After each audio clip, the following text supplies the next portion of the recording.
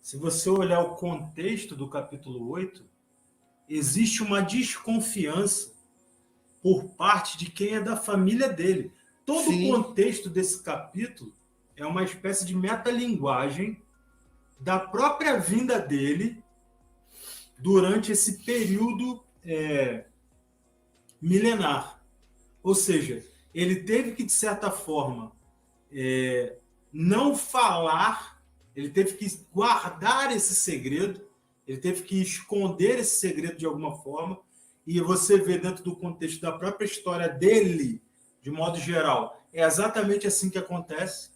Ou seja, aqueles que deveriam recebê-lo, né, que deveriam recebê-lo como Machia, como Messias, não o aceitaram. Então ele veio meio que de forma velada. Você entende que todo o processo da construção desse capítulo, ele é como se Jesus estivesse falando daquilo que aconteceria na própria vida dele como metáfora. É como um Dalet dentro de outro Dalet. Entende? É como se você conseguisse observar que Jesus está construindo uma história menor, uma história pequena dentro da história maior. Essa história pequena repete, replica, mostra também o que vai acontecer na história macro. E também diz respeito até aos nossos dias.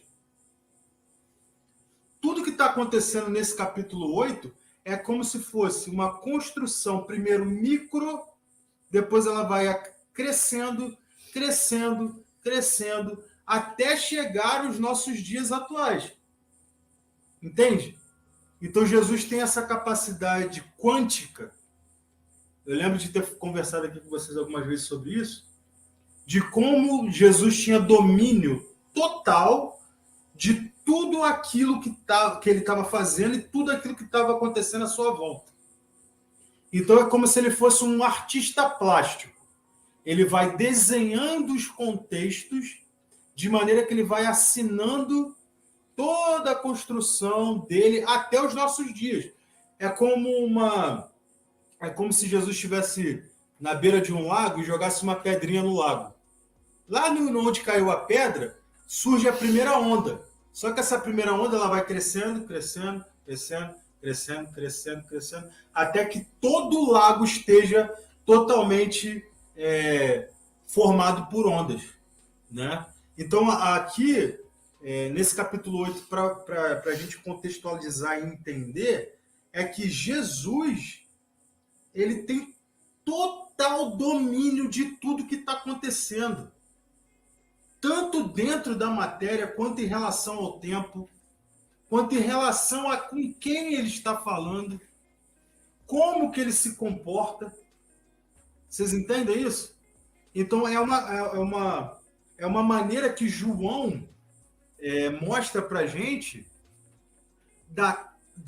do poderio, da sabedoria que Jesus tinha, tanto do aspecto físico, tanto da vida dele, quanto do que ia acontecer depois. Vocês entendem? Então, é muito interessante porque é em João que a gente começa a perceber que Jesus tem essa capacidade de controlar tempo, espaço e matéria. Ele está fazendo tudo como um grande pintor, como um grande artista plástico. Vocês entendem? E é isso.